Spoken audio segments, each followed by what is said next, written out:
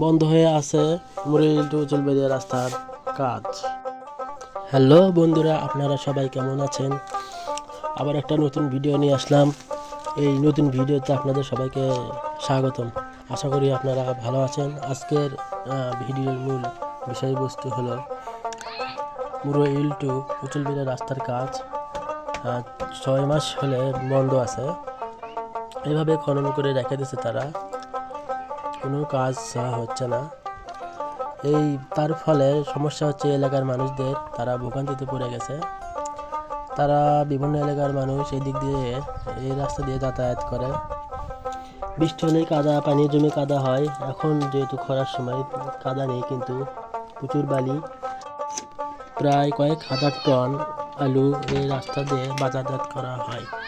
এই রাস্তার কাজ সম্পন্ন না হলে এইবার এই বাজারজাত করতে কৃষকদের সমস্যায় পড়তে হবে।